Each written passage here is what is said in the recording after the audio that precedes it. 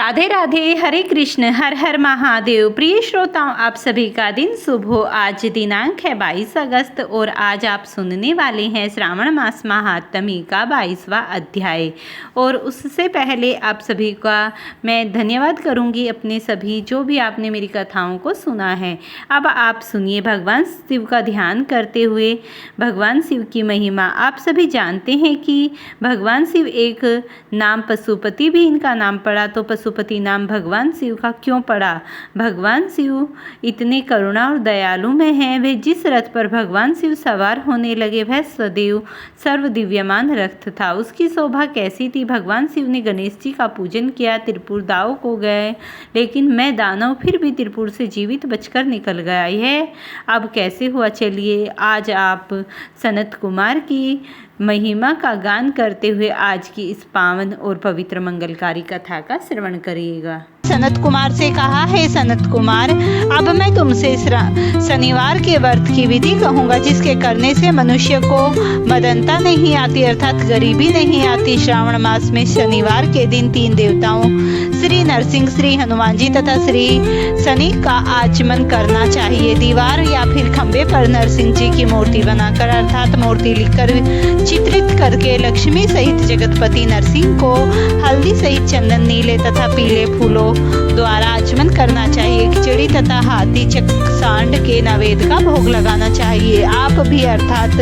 स्वयं भी खिचड़ी आदि का प्रसाद पाकर ब्राह्मण को भोजन करवाकर भगवान नरसिंह को तिलों के तेल या फिर शुद्ध घी में नहलाना चाहिए। शनिवार को सब कामों के लिए तेल को श्रेष्ठ कहा गया है। शनिवार के दिन ब्राह्मण तथा सुहागिनों को देह में तेल लगाने के लिए देना चाहिए।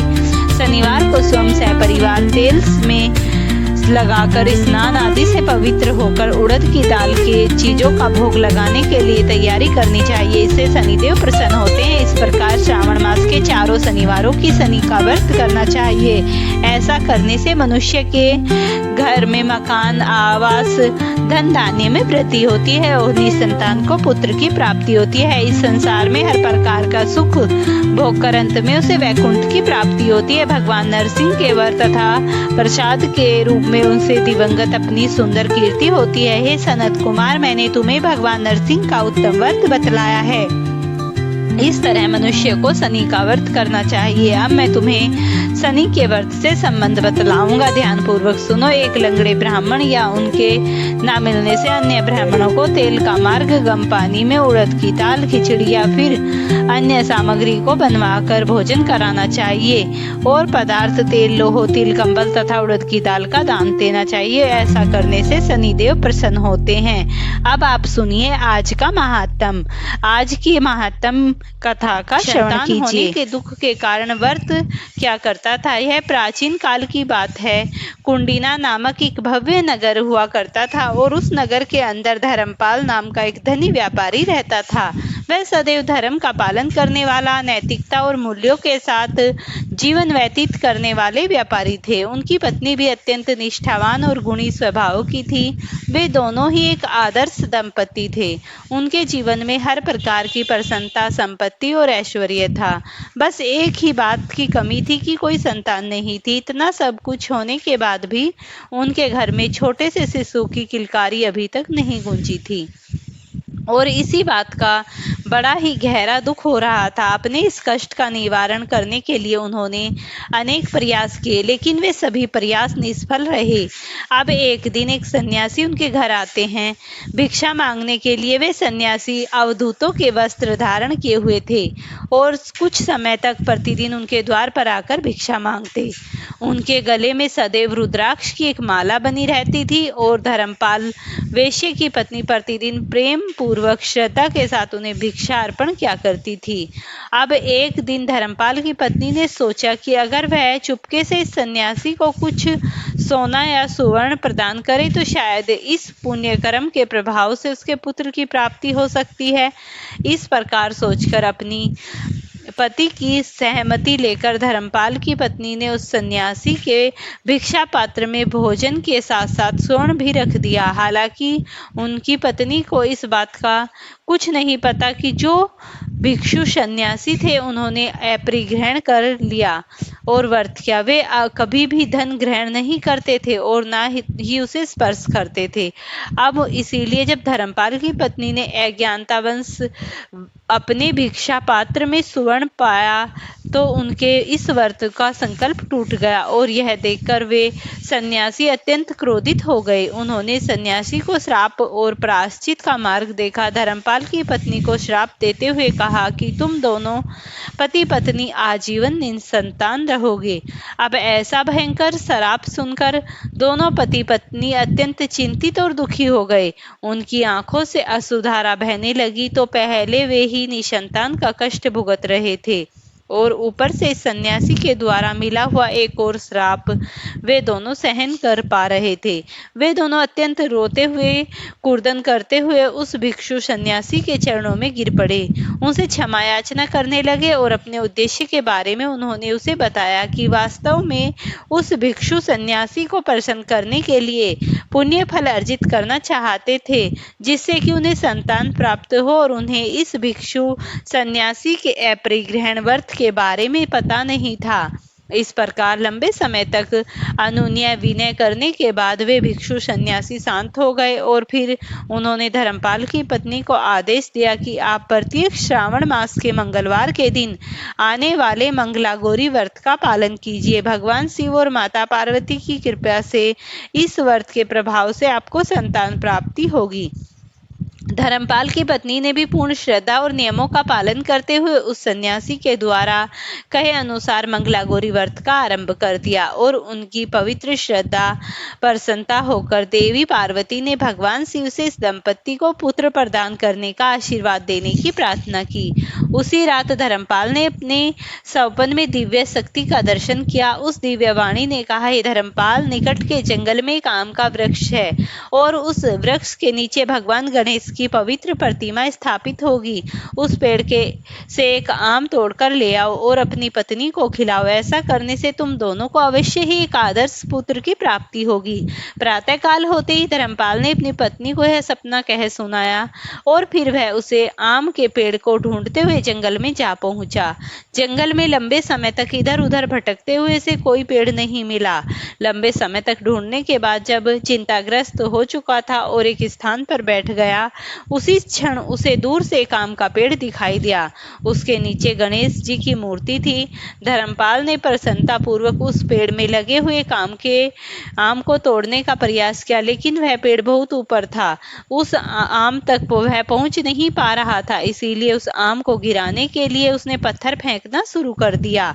पत्थरों के प्रहार से एक आम गिरकर नीचे आ पहुंचा, लेकिन एक पत्थर धीरे से भगवान गणेश को भी लग गया। इस प्रकार के लापरवाही भरे कृत्य से क्रोधित होकर भगवान गणेश तुरंत वहां प्रकट हो गए।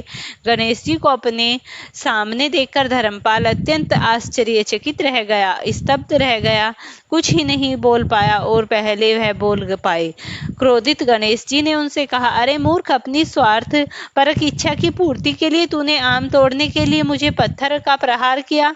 तूने मुझे पीड़ा पहुंचाई है। माता पार्वती की कृपा से तुम्हें पुत्र की प्राप्ति अवश्य होगी, लेकिन तुम्हारा वह पुत्र अल्पायु होगा। वह 21 वर्ष की अल्पायु में ही मर जाएगा। इतना कहकर भगवान गणेश वहां से अंतर्धान हो गए। अब गणेश जी द्वारा श्राप मिलने के कारण वह व्यापारी अत्यंत भयभीत और दुखी हो रहा था। वह आम लेकर घर लौट आया। उसने अपनी पत्नी को जंगल में भगवान गणेश द्वारा मिले हुए श्राप के बारे में बताया और उसे आम खाने के लिए दे दिया। अब धीरे धीरे समय बीतता गया और भगवान शिव तथा माता पार्वती की कृपा से उन दोनों को एक सुंदर पुत्र का आशीर्वाद हुआ और बालक के जन्म से ही उनके यहाँ आनंद और प्रसन्नता भर गई। हालांकि धर्मपाल मन ही मन चिंतित रहता था, क्योंकि वह जानता था कि भगवान गणेश द्वारा मिला हुआ श्राप कभी भी मिथ्या नहीं हो सकता। समय बीतते हुए धर्मपाल का पुत्र 20 वर्ष का हो चुका था। पहले पिता के व्यापार और अन्य जिम्मेदारियों को निभाने से उसे सहायता प्रदान करने लगा। अब एक दिन यात्रा से लौटते समय धर्मपाल, उनका पुत्र एक झील के किनारे एक पेड़ के नीचे बैठकर भोजन कर रहे थे। और उसी समय कमला और मंगला नाम की दो युवती वहां से पानी भरने के लिए और वस्त्र धोने के लिए आती हैं। वस्त्र धोते हुए वे आपस में बात कर रही थी। कमला जो है वह मंगला से कह रही थी कि श्रावण मास में मैंने प्रत्येक मंगलवार को मंगला गौरी का व्रत रखने का संकल्प लिया था। तुम्हें भी माता पार्वती के शुभ व्रत का अवश्य पालन करना चाहिए। इस व्रत के पालन से माता पार्वती प्रसन्न होती हैं और अपनी विशेष कृपा प्रदान करती हैं। यह व्रत मनचाहा पति और अटूट वैवाहिक सुख ऐसी बात सुनकर मंगला ने भी व्रत रखने का निश्चय कर लिया और अब उस स्थान पर व्यापारी धर्मपाल ने कमला और मंगला के बीच की यह सारी बातें सुनी। उनसे मन ही मन सोचा कि यह कन्या मंगला गौरी का व्रत रखती है, इसीलिए व्रत के पुण्य से इसे अवश्य ही शाश्वत वैवाहिक सुख प्राप्त हुआ और यह मेरे पुत्र के लिए उपयुक्त कन्या है। ऐसा सोचकर वह कन्या के पिता के पास उसके घर के लिए विवाह का प्रस्ताव लेकर गए। धर्मपाल अपने नगर में अत्यंत सम्मानित और प्रतिष्ठित व्यक्ति थे। सभी ग्रामवासी उनका आदर करते, इसीलिए कमला के पिता ने व्यापारी से अपनी पुत्री के विवाह का प्रस्ताव स्वीकार कर लिया। इसके बाद सभी शास्त्रोक्त नीति नियमों का पालन करते हुए उन दोनों का विवाह हो गया और विवाह के बाद कमला विधि के अनुसार मंगला गौरी के व्रत का पालन किया करती थी।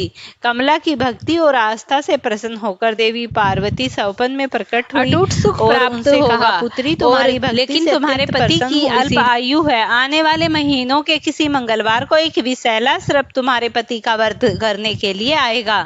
उस सर्प के लिए तुम एक पात्र में मीठा दूध रखना और उसके पास एक घड़ा रख देना। ऐसा करने से सर्प दूध पीकर घड़े में प्रवेश कर जाएगा और तत्पश्चात घड़े का मुंह कपड़े से ढक देना। इस प्रकार तुम्हारे पति का जीवन बच जाएगा। कमला ने देवी पार्वती की बात को गंभीरता से लिया। अगले मंगलवार को देवी पार्वती के आदेश अनुसार कमला ने एक मीठे पात्र में मीठा दूध रखा और उसके पास एक घड़ा रख दिया। कुछ समय बाद सर्प आया, उसने दूध पिया और फिर घड़े में प्रवेश कर गया। कमला ने तुरंत ही घड़े का मुंह कपड़े से बांध दिया और बाद में उसे जाकर जंगल में छोड़ दिया। देवी पार्वती की दया और कृपा से उसके पति का जीवन बच गया। अब इस प्रकार मंगला गौरी व्रत के पुण्य से व्यापारी के उस पुत्र को श्राप मुक्त हो गया। कमला ने घर में सभी को देवी के इस चमत्कार के बारे में बताया और माता पार्वती के व्रत की महिमा की जानकर सभी आश्चर्यचकित रह गए। इसके बाद व्यापारी और उनकी पत्नी ने अपने पुत्र और पुत्रवधू को अनेक आशीर्वाद दिए और संपूर्ण परिवार देवी पार्वती की कृपा से के संरक्षण में सुखपूर्वक रहने लगा। यह थी आज श्रावण मास की मंगला गौरी व्रत की पुण्यदायिनी कथा।